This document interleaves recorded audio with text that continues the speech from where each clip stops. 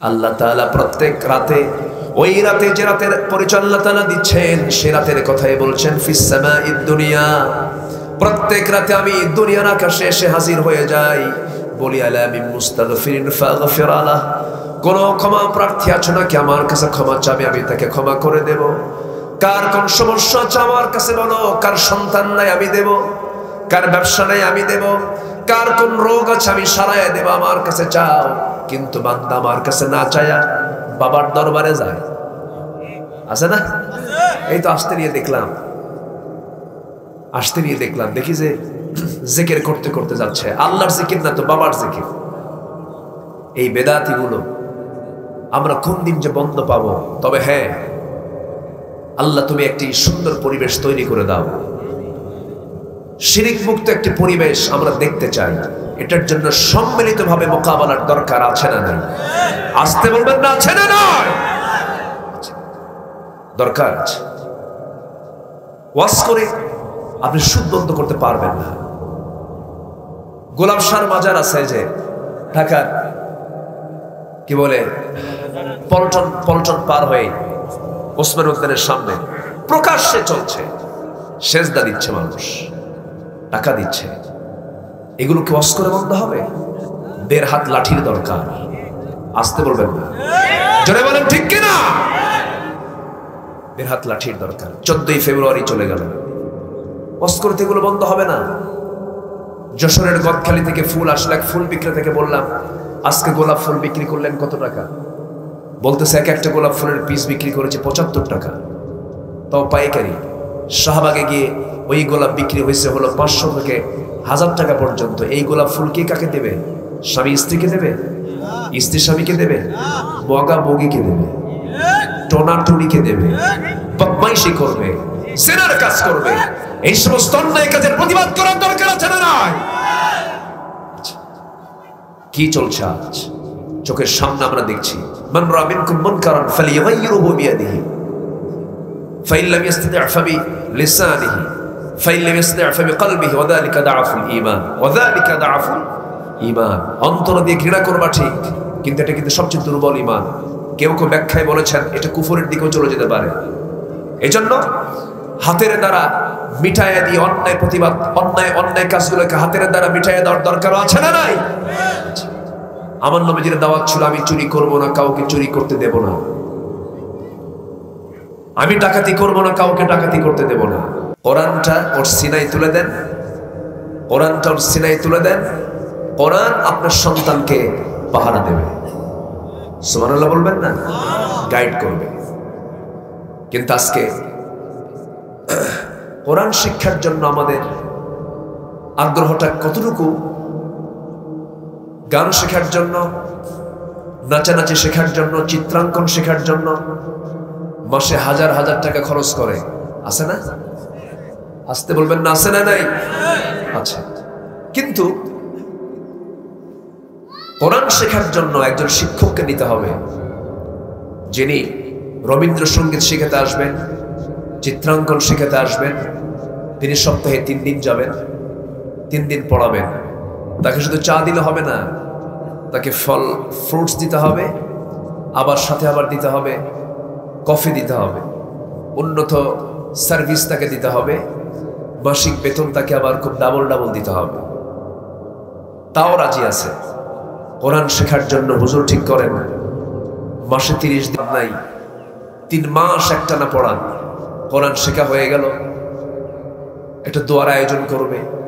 দোয়ার আয়োজনে ওস্তাদকে দাওয়াত দিছে, হুজুর আপনি একটু আসবেন, আমার সন্তান আপনার কাছে কোরআন পড়া শিখলো, একটু আসবেন, দোয়া করে দিবেন।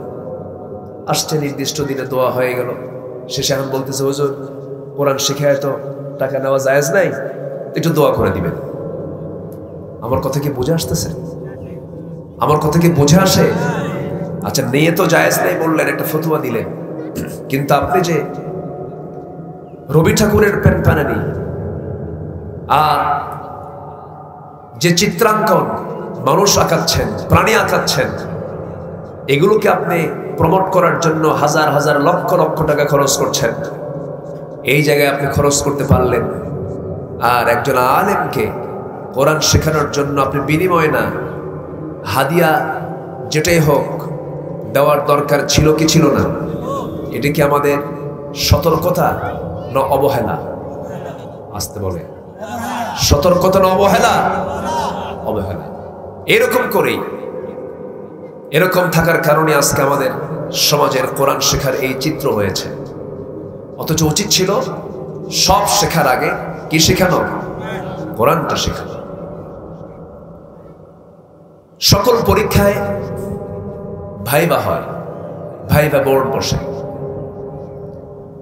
পরীক্ষা হলেই সেখানে ভাইবা একটা হবে, রিটেন হয়, ভাইবা হয়। ভাইবা বোর্ডে যিনি মুসলমান, কোন ভাইবা বোর্ডে কি আপনি শুনেছেন আজ পর্যন্ত? কোন বিসিএস বলেন, কোন শিক্ষার অন্য কোন যে কোনো সমস্ত ডিপার্টমেন্ট, প্রশাসনে বলেন, যে জায়গায় বলেন না কেন, যিনি মুসলমান এরকম কি কোনো কোড আছে যে যিনি ভাই ভাই আসবেন তার জন্য আগাম এটা জানিয়ে দেওয়া হচ্ছে? যদি মুসলমান হন, কোরআনে কারীমের যে কোনো পৃষ্ঠা থেকে তাকে অন্তত একটা পৃষ্ঠা তাকে কোরআন সহি করে সে পারে কিনা শোনাতে হবে। তাহলে বলেন, এই কন্ডিশন যদি করা হতো, এই দেশের কোন সেক্টরে কি কোরআন ভুল পড়ার কোন লোক খুঁজে পাওয়া যেত? আসতে বলে পাওয়া যেত? বরঞ্চ সেই জায়গায় এগুলো সংযোগ না করে, সংযোজন না করে, বরঞ্চ ক্লাস 6-7 সিলেবাসে শুনলাম পরিবর্তন হচ্ছে, আল্লাহ জানে কি হবে। সেখানে সংযোজন করেছে কি জানেন? আমরা আগে বানর ছিলাম। নাউজুবিল্লাহ বলবেন না? জোরে বলেন নাউজুবিল্লাহ। ওয়ালাকাদ কাররামনা বানি আদম। আদম সন্তানকে সম্মান দিয়েছেন কে? আল্লাহ তাআলা। পৃথিবীর প্রথম মানুষ, প্রথম জ্ঞানী। ওয়াআল্লামা আদামাল আসমাআ কুল্লাহা। আল্লাহ তাআলা তাকে সকল কিছুর নামের শিক্ষা দিয়েছেন। এমন কোন শিক্ষা নাই, এমন কোন বিষয়ের নাম নাই যা তার জানা ছিল না। আল্লাহ তাআলা তাকে কুল্লাহা সব শিখিয়ে দিয়েছেন। সুবহানাল্লাহ বলেন। আমরা সে আদম সন্তান, আর আদম সন্তানকে শেখানো হচ্ছে কি আমরা আগে কি ছিলাম? নাউজুবিল্লাহ বলবেন না? বানর ছিল। চিন্তা করা যায়, ডারউইন একজন ইহুদি, তার মতবাদ, তার বিবর্তনবাদ আজকের সিলেবাসে ঢোকে। সম্মানিত ভাইরা, বানরের বংশধরদের কাছ থেকে আদম সন্তানদের শিক্ষা নেবার কিছু নাই। আসতে বলবেন না, জোরে বলেন ঠিক কিনা? ওরা তো বলেছে, ওরা বিশ্বাস করিতে এই কথা বলেছে না। আমরা, আল্লাহ তাআলা আমাকে আপনাকে সম্মান দিয়েছেন। আল্লাহ তাআলা আমাকে আপনাকে এই দুনিয়াতে পাঠিয়েছেন সম্মান দিয়ে। হুয়াল্লাযী খালাকা লাকুম মা ফিল আরদি জামিআ। তিনি সেই মহান সত্তা যিনি তোমাদের জন্য পৃথিবীর সকল কিছু সৃষ্টি করেছেন। সুবহানাল্লাহ বলবেন না? সকল মাখলুক আমার খেদমতে নিয়োজিত। কত শক্তিশালী প্রাণী আছে। আপনি হাতির দিকে তাকান, হাতির বডিটা কি? সে হাতির ঘাড়ের উপরে বসে থাকে কে? মানুষ বসে থাকে। চিন্তা করেন, এই মানুষটা হাতিকে চালাচ্ছে। হাতি যদি একটু প্ল্যান করত, সলিমুদ্দিন 2, 3, 4, 5টা কি কিছু তার কাছে?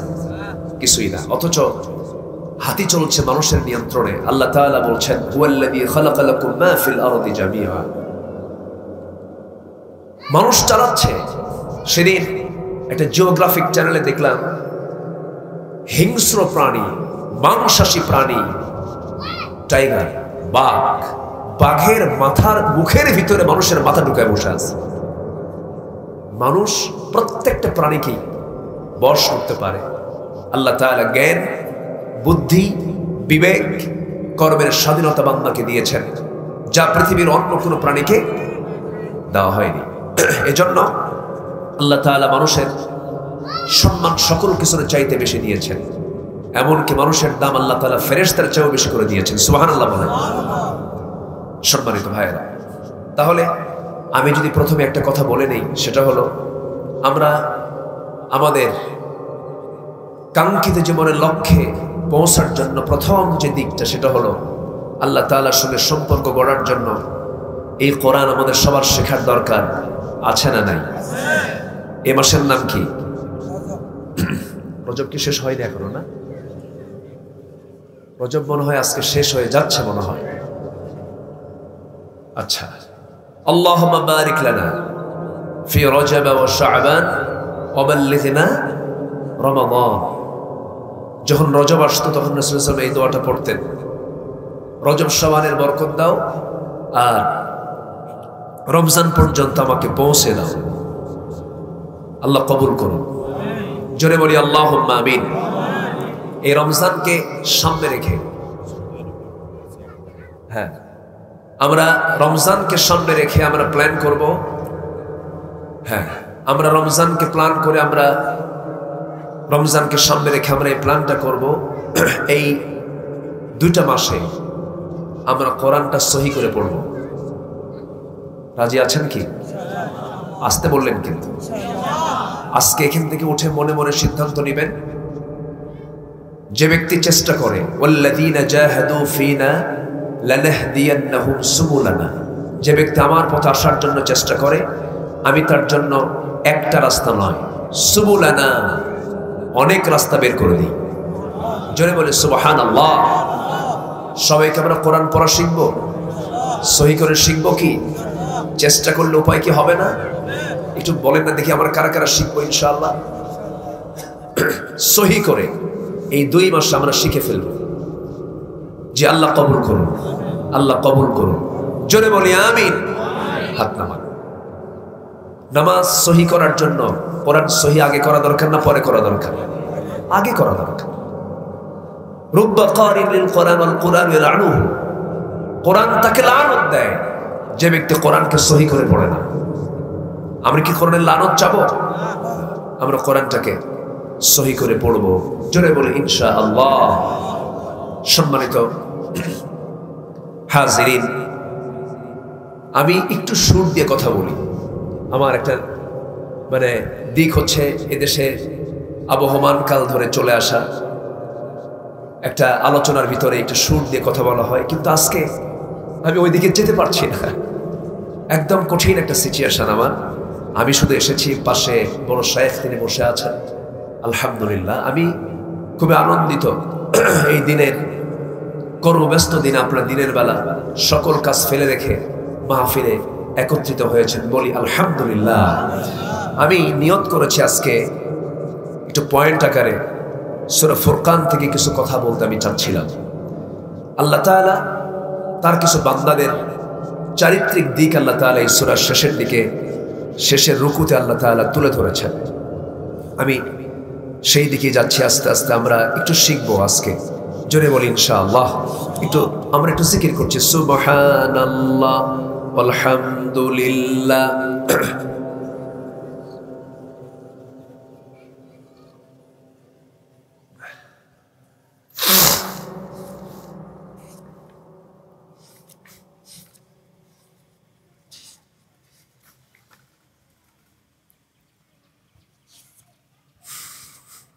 আমি কোন সূরা থেকে কথা বলতে চাচ্ছিলাম বলেন তো একটু? সূরা ফুরকান থেকে। সূরা ফুরকানের শেষ আয়াত, শেষ রুকুতে আল্লাহ তাআলা তার নিজের পরিচয় দিয়েছেন আগে। এরপরে তার বিনয়ী বান্দাদের 17টা গুণ আল্লাহ তাআলা তুলে ধরেছেন। আমরা 17টা গুণ আজকে শিখে নিয়ে নিজেদের জীবনে আমরা বাস্তবায়ন করব, জোরে বলি ইনশাআল্লাহ। সম্মানিত হাজিরিন, আল্লাহ রাব্বুল আলামিন আগে প্রথমে তার পরিচয়টা দিয়েছেন, তিনি কে? আল্লাহ রাব্বুল আলামিন বলেন, তাবারাকাল্লাযী জাআলা ফিস সামাই বুরুজান ওয়া জাআলা ফিহা সিরাজান ওয়া কমারান মুনীরা ওয়া হুয়াল্লাযী জাআলাল লাইলা ওয়ান নাহার خلفة لمن أراد أن يذكر أو أراد شكورا الله أكبر অতীব বরকতময় সেই মহান প্রভু, যিনি আকাশে গ্রহরাজি সেট করেছেন, অসংখ্য গ্রহরাজি। ওয়াজআলা ফিহা সিরাজান ওয়া কমারান মুনীরা, এবং সেখানে প্রদীপ্ত সূর্য আল্লাহ তাআলা সেখানে স্থাপন করেছেন। অকামারাম মুনীরা, এবং আলোকিত চাঁদ সেখানে রেখে দিয়েছেন। এখানে আল্লাহ তাআলা পরিচয় দিতে নিয়ে সায়েন্টিফিক একটা পরিচয় দিয়েছেন, সেটা হলো সূর্যের নিজস্ব আলো আছে, কিন্তু চাঁদের নিজস্ব কোনো আলো নেই। কিন্তু এটা কিন্তু হালে এসে বিজ্ঞান প্রমাণ করেছে। কিন্তু আল্লাহ তাআলা তার নিজের পরিচয় দিতে গিয়ে কত আগে জানিয়ে দিয়েছেন, অকামারাম মুনিরা, আলোকিত চাঁদ, মানে অন্যের আলোতে আলোকিত হয়ে যেটা জ্বলে সেটা হলো কামার, অকামারাম মুনিরা। আর সিরাজ হলো প্রদীপ্ত সূর্য, যেটা আমরা দিনের বেলা সূর্যটাকে দেখতে পাই। আল্লাহ তাআলা যে পরিচয়টা দিলেন, এত বৃহৎ এত বড় পরিচয় পৃথিবীর কেউ দিতে পারবে? আসতে বলবেন, পৃথিবীর কেউ দিতে পারবে? পারবে না, পৃথিবীর কেউ দিতে পারবে না। বিশাল সূর্যের মালিক তিনি, আলোকিত চাঁদের মালিক তিনি, গ্রহরাজির মালিক তিনি। সম্মানিত ভাইয়েরা, সম্মানিত বন্ধুগণ, এই সূর্যটা কত বড়! গোটা পৃথিবীর এরিয়া হলো 50 কোটি 10 লক্ষ বর্গ মাইল, 228টি দেশ, 228টি দেশের সমন্বয়ে এই বিশাল দুনিয়া। 13 লক্ষ দুনিয়াকে এক জায়গায় করলে যে বড় হবে, তখন হবে একটা সূর্যের সমান।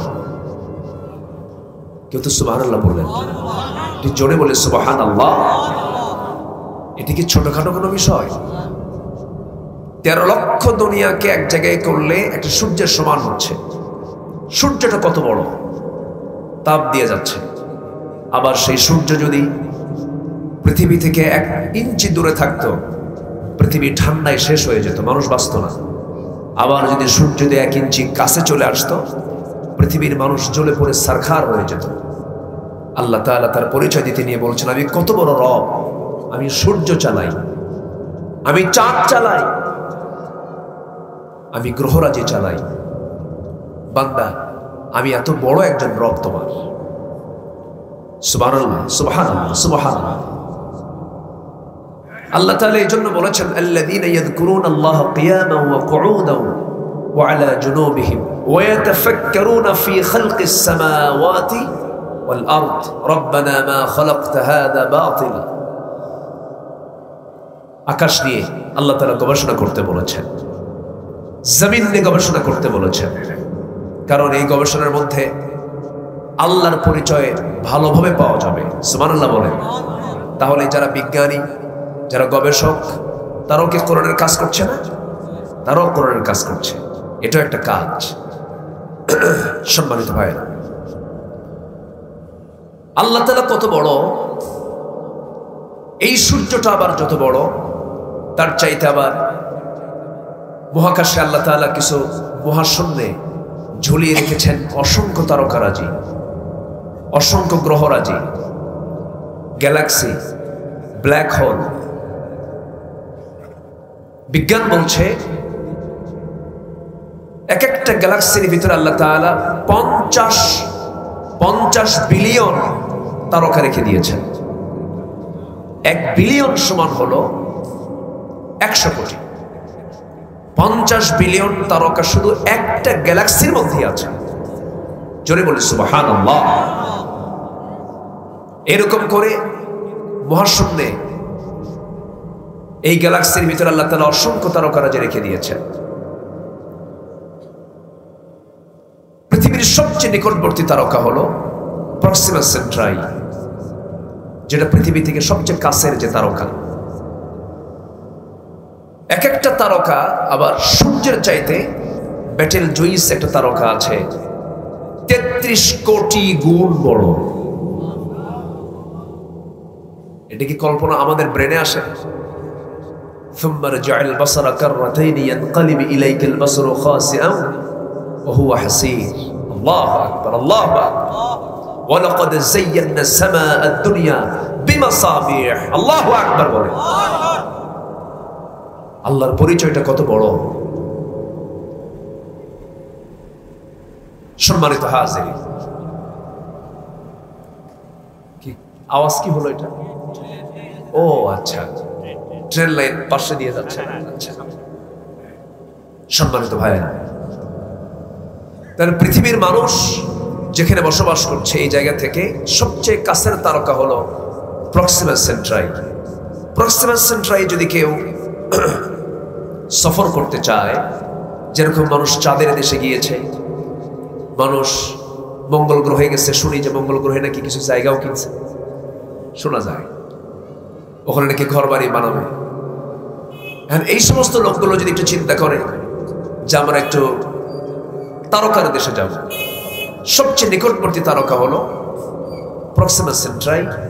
সেই প্রক্সিমা সেন্ট্রাই এই পৃথিবী থেকে এত কাছে, সবচেয়ে কাছের তারকা হওয়ার পরেও যদি কেউ সেই প্রক্সিমা সেন্টারের উদ্দেশ্যে যদি কেউ সফরে বের হতে চায়, তাহলে তার সময় লেগে যাবে বর্তমান দুনিয়ার সবচাইতে দ্রুতগামী নভোযান হলো অ্যাপোলো 11। অ্যাপোলো 11-এর গতি হলো পার আওয়ার 39,000 কিলোমিটার। 39,000 কিলোমিটার বেগে পার আওয়ার যদি কেউ রওনা দেয়, ওই তারকার দেশে যেতে তার সময় লেগে যাবে 1,15,000 বছর মাত্র। যাবেন কারা কারা? হাত তোলেন। সম্ভব? আসতে বলবেন না, সম্ভব? হ্যাঁ, আল্লাহ যদি নেয়। হ্যাঁ, উনি কথা বলেছেন, হ্যাঁ আল্লাহর ফ্লাইটে সম্ভব। খুব সুন্দর কথা বলেছেন। আল্লাহর ফ্লাইটে যদি নেয়, আল্লাহ যদি নেন তাহলে যেতে পারবো, অবশ্যই সম্ভব, আল্লাহর পক্ষে সম্ভব, আমার আপনার দ্বারা সম্ভব। কেমনে বাঁচবো কয়দিন আর যাবো কোন দিন? যেমন করে আল্লাহ তাআলা তার হাবিবকে নিয়েছিলেন, সুবহানাল্লাযী আসরা বিআবদিহি লাইলাম মিনাল মাসজিদিল হারাম ইলাল মাসজিদিল আকসা আকসাল্লাযী বারাকনা হাওলাহু লিনুরিয়াহু মিন আয়াতিনা। আল্লাহু আকবার বলেন। চিন্তা করা যায় 3 মাসের পথ ওই সময়, মক্কা থেকে, হারাম থেকে ফিলিস্তিন, 3 মাসের পথ। ঘোড়ার পিঠে, উটের পিঠে যান, ঘোড়ার পিঠে যান, সফর সহ বিশ্রাম সহ 3 মাস সময় লেগে যাবে। সেই সময় আমার নবীজি একটা রাতে তিনি সফর করে চলে গেলেন প্যালেস্টাইন, বাইতুল মুকাদ্দাস। এবং শুধু সেখানে গেলেন না, সেই জায়গায় গিয়ে আল্লাহ তাআলা সেখানে একটা সম্মেলন করে ফেললেন। সকল আম্বিয়া কেরামকে আল্লাহ তাআলা এক জায়গায় করলেন। জিবরিল আমিন আলাইহিস সালাতু ওয়াস সালাম সেখানে ছিলেন। ইমামের মুসাল্লা ফাঁকা, কে দাঁড়াবে, কে নামাজ পড়াবে? জিবরিল আমিন আলাইহিস সালাতু ওয়াস সালাম রাসূলকে নিয়ে বললেন, ইয়া রাসূলুল্লাহ, এটা আপনার জায়গা, এটা আপনি দাঁড়ান। ইমামুল মুরসালিন মুহাম্মদুর রাসূলুল্লাহ সাল্লাল্লাহু আলাইহি ওয়াসাল্লাম।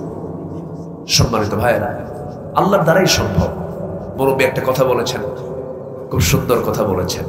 আমরা কি জান্নাত চাই না? আসতে বলে, জান্নাত চাই না আমরা? তো জান্নাতে যেতে গেলে তো আল্লাহ তৈরি করা রাস্তায় যেতে হবে। আমাদের সব তো সামনে পড়ে আছে, সমস্ত স্টেশনগুলো পাড়ি দিতে হবে। বারজাখ আমাদের পাড়ি দিতে হবে। কিয়ামত শুরু হয়ে যাবে, হাসর হবে, মিজান, পুলসিরাত সামনে পড়ে আছে। আমরা পার হব আমাদের ঈমান দিয়ে। জোরে বলি ইনশাআল্লাহ, আর জোরে বলি ইনশাআল্লাহ। সম্মানিত হাজিরিন, তো যেটা বলছিলাম, আল্লাহ তাআলার পরিচয় দিতে নিয়ে সূরা ফুরকান থেকে আমি কথা বলছিলাম। এই বিশাল, এই গোটা বিশ্ব দুনিয়া কে চালান? আসতে বলবেন না, কে চালান? আল্লাহ চালান। এরপরে এই মহাশূন্যের উপরে আছে বিশাল আকাশ, এই বিশাল আকাশের উপরে আছে আরেকটা মহাশূন্য, এরপরে আকাশ, এরপরে মহাশূন্য, এরপরে আকাশ, এরপরে মহাশূন্য, এরপরে আকাশ। 7টা আকাশ, 7 সামাওয়াত। 7 আকাশের মালিক কেউ না, এমন পরিচয় পৃথিবীর কেউ দিতে পারবে না। 7 সামাওয়াত 7 আবহুর। 7 সমুদ্র, 7 আকাশের মালিক কে? আল্লাহ তাআলা। কত বড় পরিচয়! তাবারাকাল্লাযী জাআলা ফিস সামাই বুরুজান ওয়া জাআলা ফিহা সিরাজান ওয়া কমারান মুনীরা। আল্লাহু আকবার। সম্মানিত ভাইয়েরা, আল্লাহ তাআলার আরশে আসীম আছে না নাই? আচ্ছা, ওয়াসিআ কুরসিয়ুহুস সামাওয়াতি ওয়াল আরদ ওয়ালা ইয়াউদুহু হিফযুহুমা। তার কোনো কিছুর সংরক্ষণে ক্লান্তি আসে না। সুবহানাল্লাহ বলবেন না? আবার শুরু হয়েছে লা তাখুযুহু সিনাতুন ওয়ালা নাওম, যাকে তন্দ্রা স্পর্শ করে না, ঘুম তো আসেই না। আল্লাহু আকবার বলেন। কোনো কাজেও কোনো ক্লান্তি নেই। 1 ঘন্টা কথা বললে আমরা ক্লান্ত হয়ে পড়ি, কোনো কাজ করলে আমাদের হুঁশ থাকে না, এক নাগাড়ে কাজ করলে পরে উল্টাপাল্টা বুঝি, স্মৃতিভ্রম হয়ে যায়, ভুল হয়ে যায়। আল্লাহ তাআলা গোটা বিশ্ব জাহান চালাচ্ছেন, তার কোনো ক্লান্তি নেই। ওয়ালা ইয়াউদুহু হিফযুহুমা ওয়া হুয়াল আলিয়্যুল আযীম। আল্লাহু আকবার বলেন। আল্লাহ তাআলা তার পরিচয়গুলো কোরআনে কারীমের বিভিন্ন জায়গায় বিভিন্নভাবে দিয়েছেন। এজন্য আমাদের তাওহীদকে আমাদের জানার দরকার আছে না নাই? আচ্ছা, আমরা জানবো আগে আল্লাহকে। আল্লাহকে যত বেশি জানবো, আল্লাহর সঙ্গে মুহাব্বত তত বেশি হয়ে যাবে। আল্লাহ কবুল করুন। জোরে বলি আল্লাহুম্মা আমিন। সম্মানিত ভাইয়েরা, এরপর আল্লাহ তাআলা বলছেন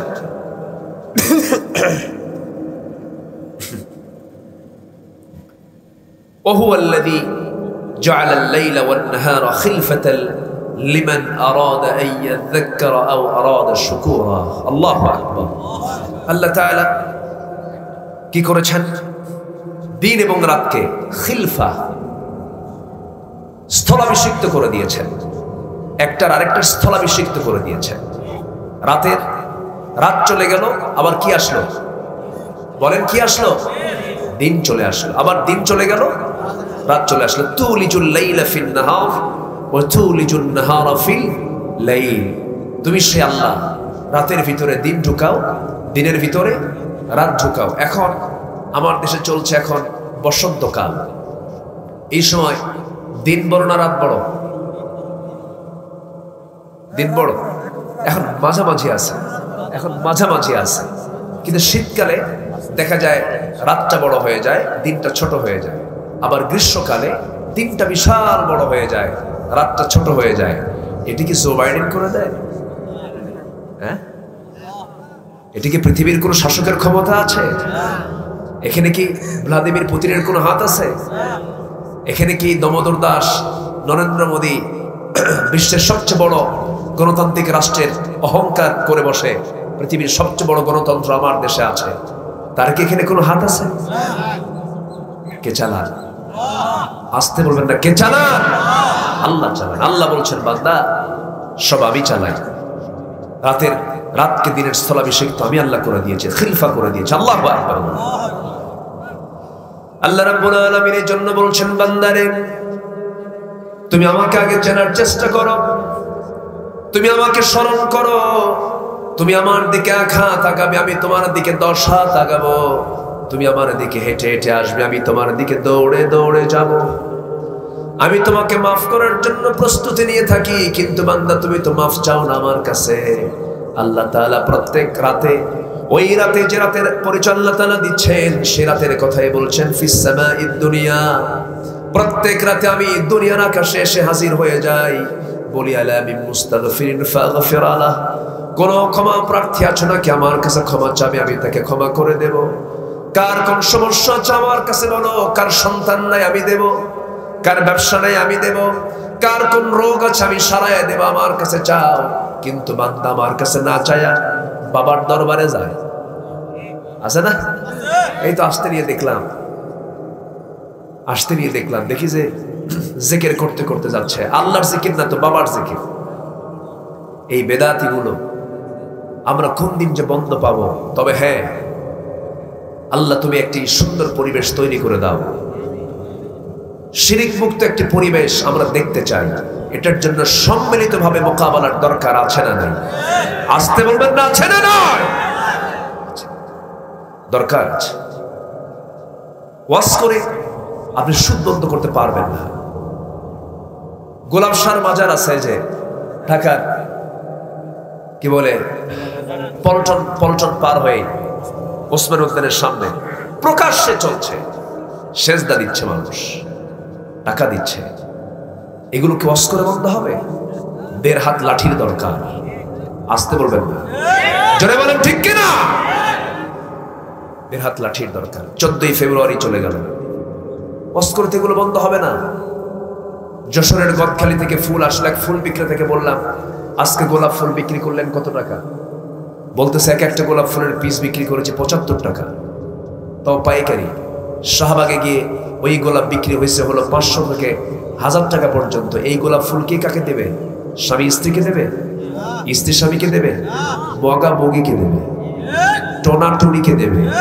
বদমাইশি করবে, জিনার কাজ করবে। এই সমস্ত অন্যায় কাজের প্রতিবাদ করার দরকার আছে না নাই? কি চলছে আজ চোখের সামনে আমরা দেখছি। মান রা মিনকুম মুনকারান ফালিয়ুগাইয়িরহু বিয়াদিহি ফাইন লাম ইসতাতি' ফাবিলিসানিহি ফাইন লাম ইসতাতি' ফাবিকলবিহি ওয়া যালিকা দাআফুল ঈমান ওয়া যালিকা দাআফুল ঈমান। অন্তর দিয়ে ঘৃণা করবা ঠিক, কিন্তু এটা কিন্তু সবচেয়ে দুর্বল ঈমান। কেউ কেউ ব্যাখ্যায় বলেছেন এটা কুফরের দিকেও চলে যেতে পারে। এজন্য হাতের দ্বারা মিটাইয়া দিয়ে অন্যায় প্রতিবাদ, অন্যায় কাজগুলোকে হাতের দ্বারা মিটাইয়া দেওয়ার দরকার আছে না নাই? আমার নবীজির দাওয়াত ছিল আমি চুরি করব না, কাউকে চুরি করতে দেব না। আমি ডাকাতি করব না, কাউকে ডাকাতি করতে দেব না। আমি নিজে জেনা করব না, কাউকে জেনা করতে দেব না। সম্মানিত ভাইয়েরা, সম্মানিত বন্ধুগণ, আল্লাহ তাআলা আমাকে আপনাকে দায়িত্ব দিয়েছেন। তবে কিছু গুণ আমার আপনার মধ্যে জাগ্রত করতে হবে। ইমানদারের যে সমস্ত গুণগুলো না থাকলেই নয়, এই ফান্ডামেন্টাল দিকগুলো, প্রিন্সিপাল দিকগুলো আমার আপনার ভিতরে থাকতে হবে। আল্লাহ তাআলা সূরা ফুরকানের শেষ দিকে 17টা গুণ নিয়ে কথা বলেছেন। আমি সেই দিকে, সময়ও কম, আস্তে আস্তে আমি ওই দিকে যাচ্ছি। আমার কথায় কি বেজার হচ্ছেন নাকি আপনারা? কোনো রাগ নাই তো? কোনো ক্ষুণ্ণতা নাই তো? খুব কষ্ট পাচ্ছি, আমি নিজে পারতেছি না। মানে আমার ভিতরে যে কি হয়ে যাচ্ছে, আমার 2 কান বন্ধ হয়ে আছে, জানেন? অ্যান্টিবায়োটিক চলছে, 2 কান বন্ধ হয়ে আছে। এত ঠান্ডা লাগছে, বুকে কফ জমে আছে। ডাক্তার বলে দিয়েছেন কোনো কথা নাই, 7 দিন টোটাল বেড রেস্ট। আমি বললাম কোনো কথা নাই, মাহফিলে না গেলে মান সম্মান থাকবে না। বলতেছে মার্ডার কেস। মাহফিলে না আসলে তো সমস্যা। একটা মাহফিলের চিফ গেস্ট না আসলে, বিয়ের অনুষ্ঠানে বর না গেলেও পরে বিয়ে হয়, আরেকদিন দিন ধার্য করে না হয় বিয়ে শাদী হয়ে যায়। কিন্তু মাহফিলে একজন আলোচক না আসলে সেই মাহফিল তো আর ফিরে পাওয়া যাবে না, চরম সমস্যা হয়। তো ইলিয়াস ভাইকে বললাম, ভাই কি করবো, আপনি আসেন, যতটুকু পারেন। আমি সেই ভাঙ্গা ভাঙ্গা কণ্ঠে কিছু কথা বলছি, কষ্ট পাচ্ছেন না তো আপনারা? বলি আলহামদুলিল্লাহ। সম্মানিত ভাইয়েরা, তাহলে আল্লাহ তাআলা আমাকে শাস্তি দিতে চান না মাফ করে দিতে চান? বলেন বলেন, শাস্তি দিতে চান না মাফ করে দিতে চান? আচ্ছা, এই পৃথিবীতে আমাকে আপনাকে সবচাইতে বেশি দয়া, সবচাইতে বেশি মোহাব্বত, সবচেয়ে বেশি ভালোবাসেন আমাকে আপনাকে কে? এটা কি দিল থেকে বলছেন না মুখ থেকে বলছেন? এটা দিল থেকে বলেন তো। এই পৃথিবীতে আমাকে সবচাইতে বেশি মোহাব্বত করেন তিনি কে? আরো জোরে, তিনি কে? আচ্ছা, আল্লাহ যদি আমাকে সবচেয়ে বেশি মোহাব্বত করেন, তাহলে আযান শোনার পরে মসজিদে যাই না কেন? এটা যদি দিল থেকে আমাদের হয়ে থাকে, তাহলে আযান শোনার পরে মসজিদে যাই না কেন? তাহলে অবশ্যই আল্লাহ যে আমাকে ভালোবাসেন, এই ভালোবাসা, আল্লাহ যে আমাকে খুব বেশি ভালোবাসেন, এটার ভিতরে বিশ্বাসগত কিছু ত্রুটি অথবা কিছু গাফলতি আছে না নাই? গাফলতি আছে।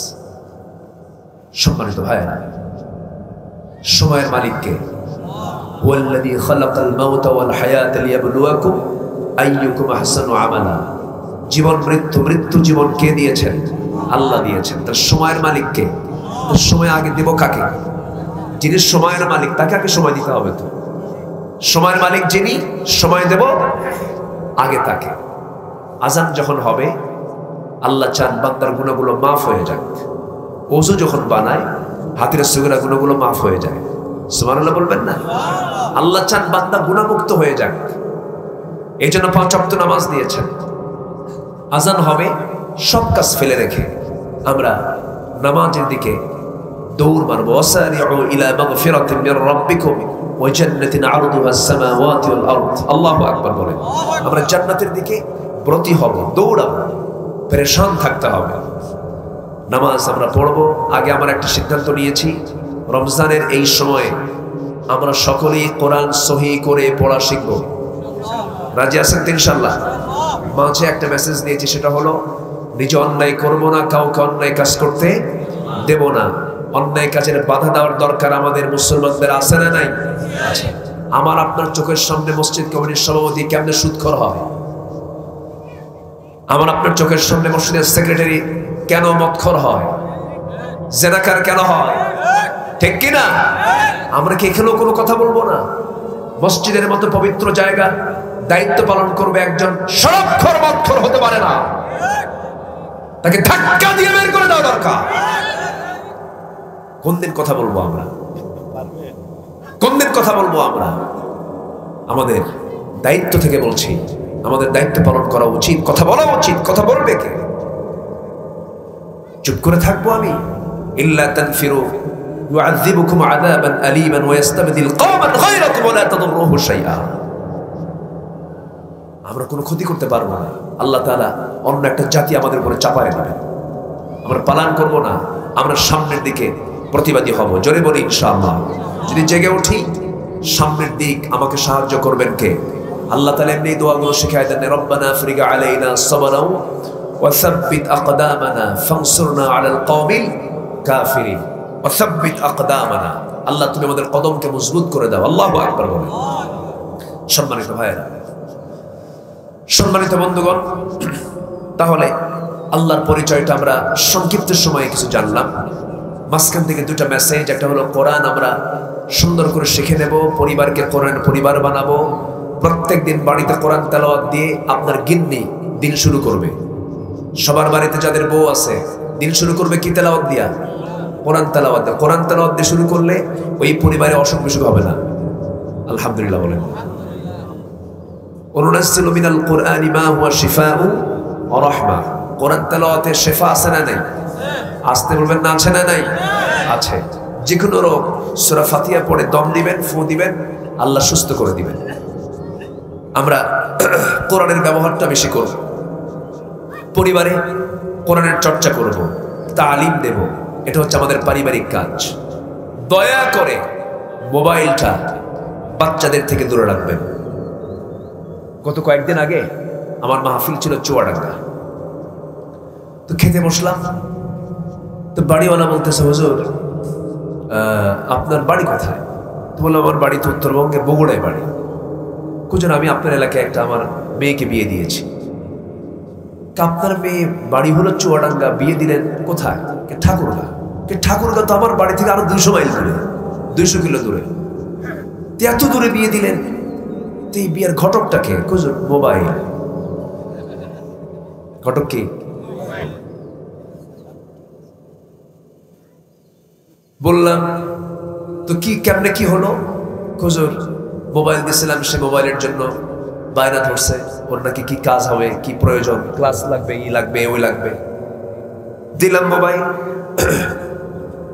সে চলে গেল ঠাকুরগা। 2-3 দিন খুঁজি পাই না, মেয়ে মানুষ, কাউকে বলতেও পারি না।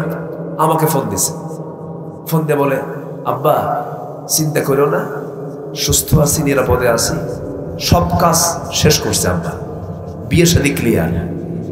কি কথা কি বুঝতেছেন? তাহলে ঘটক কি? আস্তে খাওয়া। ঘটক কি? মোবাইল। শিশুর হাতে আপেলও দিলেন, চাকুও দিলেন শিশুর হাতে। বাবা তুমি আপেলটা কেটে খাও। আপনি বাবা ঠিকই কইছেন, কিন্তু শিশুর হাতে আপনি চাকু দিয়া যদি বলেন আপেল কাটো, ও কি আপেল কাটবে না হাত কাটবে? হাত কেটে ফেলবে। মোবাইল ব্যবহার করা জায়েজ কি না জায়েজ যদি প্রশ্ন করেন, এটার জবাব আমি যেভাবে দিতে চাই সেটা হলো, যার ঈমান দুর্বল, যার ঈমানের ভিতরে সমস্যা আছে, তার মোবাইল ব্যবহার করা জায়েজ নাই। চরমভাবে ফিতনা ছড়িয়ে দিচ্ছে এই ডিভাইসগুলো। বাচ্চাদেরকে ব্যবহারে খুবই খুবই সতর্ক আমরা থাকবো। জোরে বলি ইনশাআল্লাহ। আল্লাহ কবুল করুন, আল্লাহ কবুল করুন। সম্মানিত ভাইয়েরা, একটু কান লাগাই।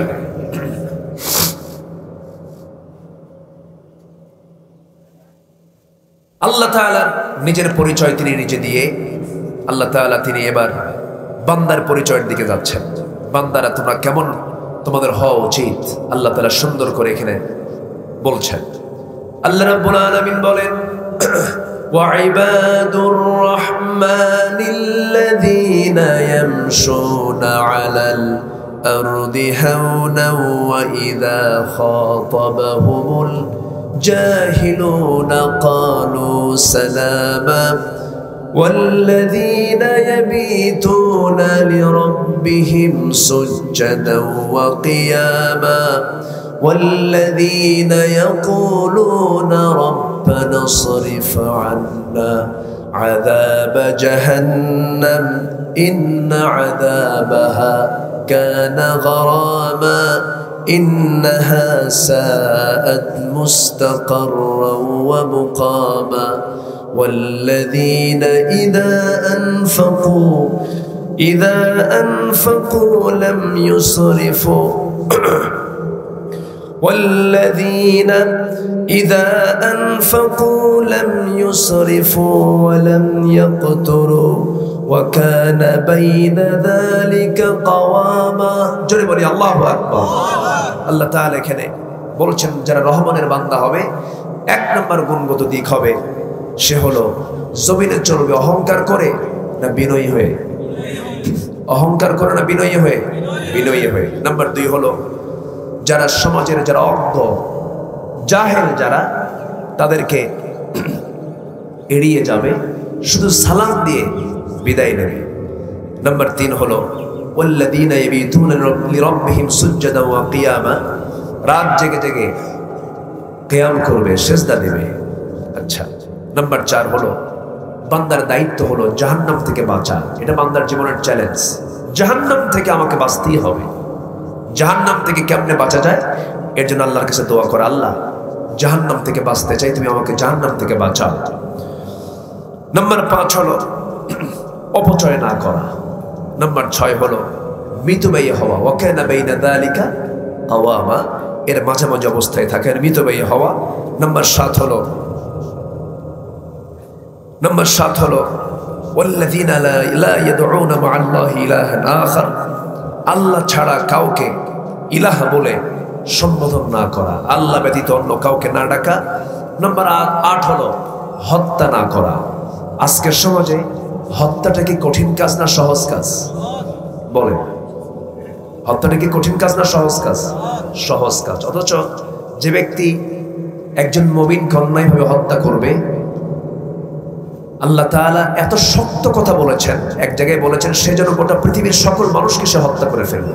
ফাকাতালান নাসা জামিআ, একটা মানুষের জীবনের দামটা কত, কিন্তু সেই মানুষ হত্যা আজকে কঠিন না সহজ?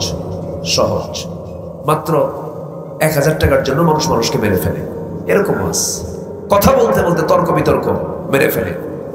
ঝিনাইদহ শৈলকুপা একটা এলাকা আছে, ঝিনাইদহ শৈলকুপায় ওরা শিক্ষিতও বেশি, এডুকেটেড বেশি, আবার ওই জায়গায় প্রায় শুনে এই কথা বলতে বলতেই মারা এক টাইপের।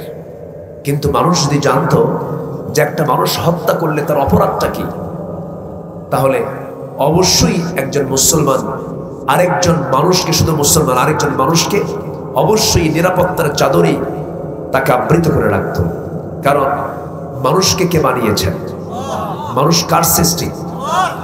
মানুষের জীবন হানি করা, মানুষকে হত্যা করা, এটা চরম অপরাধ। যত বড় বড় আকবারুল কাবাইর, বড় বড় যত গুনাহ আছে এর মধ্যে একটা চরম গুনাহ হলো মানুষ হত্যা করা। আচ্ছা, এরপরে জেনা না করা, ওয়ালা ইয়াজনুন, যারা জেনা করবে না, এগুলো হচ্ছে বিনয়ী বান্দার বৈশিষ্ট্য। এরপরে হলো তোমরা তওবা করবে। সূরা তাওবা নামে একটা সূরাই আছে, তুবু ইলাল্লাহি তাওবাতান নাসুহা, তোমরা তওবা করবে। এরপরে নাম্বার 11 হলো ঈমান আনা। আল্লাহ তাআলা কিন্তু এখানে ঈমানটাকে মাঝখান বরাবর বলেছেন, ওরা যেন ঈমান আনে। কি আনে? ঈমানটা আনে। আরেকটা আয়াতে দেখেন আল্লাহ তাআলা আগে বলছেন, কুনতুম খায়রা উম্মাতিন উখরিজাত লিন-নাস তা'মুরুনা বিল মা'রুফ ওয়া তানহাউনা আনিল মুনকার ওয়া তু'মিনুনা বিল্লাহ। এখানে আল্লাহ তাআলা ঈমানটার কথা পরে বলেছেন, আগে বলেছেন তোমরা শ্রেষ্ঠ জাতি, মানুষের কল্যাণের জন্য পাঠানো হয়েছে। যে ঈমানদার অন্যায়কে অন্যায় বলতে জানে না, ন্যায়কে ন্যায় বলতে জানে না, সে কি প্রকৃত ঈমানদার হতে পারে? হতে পারে না। এই জন্য আল্লাহ তাআলা এই কথাগুলো তাকিদ দেওয়ার জন্য বুঝিয়েছেন। নাম্বার 12 হলো নেক আমল করা। নেক আমল, নেক আমল যার বেশি হবে সেই দিন তার নেকের পাল্লা তত ওজন হয়ে যাবে। নেক আমলের ভিতরে সবচেয়ে গুরুত্বপূর্ণ আমলটা হলো হুসনে খুলক, উন্নত চরিত্র। বান্দার আমলনামা যখন ওজন করা হবে সবচেয়ে বেশি ভারী হবে হলো হুসনে খুলক, উন্নত চরিত্র। আমরা উন্নত চরিত্র মানে কি? গীবত করা, মিথ্যা কথা বলা, মিথ্যা সাক্ষী দেওয়া, ওজনে কম দেওয়া, কর্কশভাষী হওয়া, মেজাজি হওয়া, উগ্র হওয়া না। তাহলে এগুলো সম্পূর্ণ উল্টা হতে হবে, অর্থাৎ আমাকে বিনয়ী হতে হবে, নেক আমল করতে হবে। আল্লাহ তাআলা সবাইকে সেই তৌফিক দান করুন। নাম্বার 13 হলো মিথ্যা সাক্ষী না দেওয়া। কি সাক্ষী না দেওয়া? মিথ্যা সাক্ষী না দেওয়া। আল্লাহ তাআলা এই মিথ্যা সাক্ষী আজকে কত যে অ্যাভেলেবেল। টাকা দিয়ে মিথ্যা সাক্ষী জড়ো করা যায় আমার দেশে, আছে? আসতে বলবেন না, আছে না নাই? আছে। যারা টাকার বিনিময়ে যারা সাক্ষী দেয়, সাক্ষী মানে কি? যে দেখেছে কিছু এরপরে সাক্ষী দেওয়া, কিন্তু দেখলো না, শুনলো না, সাক্ষী দিয়ে দিলা। এটা রহমানের, আল্লাহ তাআলার বিনয়ী বান্দার, আল্লাহ তাআলার প্রকৃত বান্দার কোনো চরিত্র হতে পারে না। যে রাজনীতি করতে গিয়ে আপনাকে মিথ্যার আশ্রয় নিতে হবে, যে কাজ করতে গিয়ে আপনাকে মিথ্যার আশ্রয় নিতে হবে, সেই কাজে আমাদের যাওয়ার দরকার নেই। আল্লাহ সবাইকে বোঝার তৌফিক দান করুন। নাম্বার 14 হলো অনর্থক কথা কর্মকে এড়িয়ে যাওয়া। অনর্থক যে সমস্ত কথার কোনো গুরুত্ব নেই, অনর্থক কথা। ওয়াল্লাযীনা হুম আনিল লাগফি মু'রিদুন, যারা অনর্থক কথা থেকে নিজেকে পরহেজ রাখে, এইগুলো হচ্ছে মুমিনদের অন্যতম গুণের একটি গুণ হচ্ছে অনর্থক কথা, অনর্থক কাজ থেকে নিজেকে বিরত রাখা। নাম্বার 15 হলো আল্লাহর স্মরণে অন্ধবধিরের মতো না হওয়া। জাস্ট আমি যে আল্লাহর স্মরণটা করছি, নাম কষ্ট যেন না হয়। আল্লাহর স্মরণ করব স্মরণ করার মতো, যে স্মরণে কে খুশি হবে? আল্লাহ খুশি হবে। নাম্বার 16 হলো পরিবার, স্ত্রী, সন্তানদের জন্য দোয়া। এখানে একটা দোয়া আছে, সে দোয়াটা হলো রব্বানা ওয়াল্লাযীনা ইয়াকুলুনা রব্বানা হাব লানা মিন আজওয়াজিনা ওয়া যুররিয়াতিনা কুররাতা আয়ুন ওয়াজআলনা লিল মুত্তাকিনা ইমামা। শুধু পরিবারের জন্য কাজ করে গেলে হবে না, শুধু টাকা ইনকাম করলে হবে না পরিবারের জন্য, শুধু সন্তানদেরকে শিক্ষিত করলে হবে না, শুধু এডুকেটেড করলে হবে না, তাদের জন্য দোয়া করার দরকার আছে না নেই? আছে। এই দোয়াগুলো নিয়মিত করতে হবে, আল্লাহর পয়গম্বররা এই দোয়াগুলো শিখিয়ে দিয়েছেন। আচ্ছা, এরপর হলো সর্বশেষ যে গুণটা, সেটা হলো সবর। সবরটা আমরা নিয়ে আসবো জীবনের সকল জায়গায়। সবর যদি কেউ করতে পারে, আল্লাহ তাআলা তাকে বিশাল মহাপুরস্কারে পুরস্কৃত করবেন। আল্লাহ তাআলা এই 17টি গুণ প্রত্যেকটি বান্দার ভিতরে আল্লাহ তাআলা উপস্থিত করে দেন, এই আশাবাদ আমি কামনা করছি। যতটুকু হয়েছে আমরা বলে ফেলি আলহামদুলিল্লাহ। নাম্বার 1, আমরা কোরআন শিখবো, তো রাজি আছি তো ইনশাআল্লাহ? নাম্বার 2, অন্যায়ের প্রতিবাদী হব, আমরা রাজি আছি তো ইনশাআল্লাহ? এবং আল্লাহ তাআলার পরিচয়টাকে আমরা সবার আগে জানার চেষ্টা করব। তাহলে আল্লাহর সঙ্গে আমাদের মহব্বত কমবে না বাড়বে? বাড়বে। নাম্বার 4 হলো ইমানদারের যে সমস্ত গুণগুলো থাকা দরকার, এই 17টি গুণ অন্তত সূরা ফুরকানের শেষ রুকুতে আল্লাহ তাআলা যা বলে দিয়েছেন, আল্লাহ যেন আমাদেরকে আমল করার তৌফিক দান করেন।